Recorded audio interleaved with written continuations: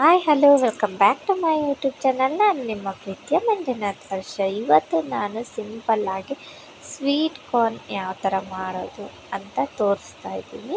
ತುಂಬ ಅಂದರೆ ತುಂಬ ಸಿಂಪಲ್ಲಾಗಿ ಮಾಡ್ಬೋದು. ಮೊದಲಿಗೆ ಒಂದು ಬಾಣಲಿಗೆ ನೀರನ್ನು ಕುದಿಯೋಕೆ ಇಟ್ಬಿಟ್ಟು ಆಮೇಲೆ ಸುಳಿದಿಟ್ಟಿರೋ ಅಂತಹ ದಪ್ಪು ಜೋಳ ಬರುತ್ತಲ್ಲ, ನಾವು ಬೇರೆ ತಿನ್ನೋ ಜೋಳನೇ ಬೇರೆ, ಇದು ದಪ್ಪು ಜೋಳ ಅಂತಾರೆ. ಅಂದರೆ ಸ್ವೀಟ್ ಕಾರ್ನ್ ಅಂದರೆ ಸ್ವೀಟಾಗಿರುತ್ತೆ, ಅದಕ್ಕೋಸ್ಕರ ಈ ಥರ ಬೇಗನೆ ಬೆಂದ್ಬಿಡುತ್ತೆ. ಅದು ಒಂದು 10 ನಿಮಿಷ ಈ ಥರ ಬೇಯಿಸ್ಕೊಂಡ್ರೆ ಸಾಕು.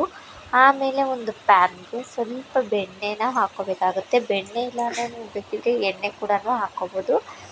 ಬೆಣ್ಣೆ ಇದ್ದರೆ ತುಂಬ ರುಚಿ ಇರುತ್ತೆ, ಅದಕ್ಕೋಸ್ಕರ ನಾನು ಬೆಣ್ಣೆನ ಯೂಸ್ ಮಾಡಿದ್ದೀನಿ.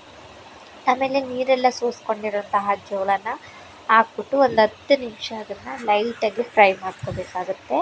ತುಂಬ ಡೀಪಾಗಿ ಏನು ಫ್ರೈ ಮಾಡ್ಕೊಳ್ಳೋದು ಬೇಡ. ಸ್ವಲ್ಪ ಒಂದು 10 ನಿಮಿಷ ಫ್ರೈ ಮಾಡಿಕೊಂಡು ಗ್ಯಾಸ್ ಆಫ್ ಮಾಡಿಬಿಟ್ಟು ಅದಕ್ಕೆ ಒಂದು ಹಚ್ಚಿರೋಂತಹ ಸಣ್ಣದೊಂದು ಈರುಳ್ಳಿ ಮತ್ತು ಒಂದು ಟೊಮೆಟೊ, ಸ್ವಲ್ಪ ಕೊತ್ತಂಬರಿ ಸೊಪ್ಪು, ಸ್ವಲ್ಪ ಖಾರದ ಪುಡಿ, ಸ್ವಲ್ಪ ಅರಿಶಿನ ಪುಡಿ, ಸ್ವಲ್ಪ ಮೆಣಸು ಪೌಡರು, ತುಂಬ ಚೆನ್ನಾಗಿರುತ್ತೆ.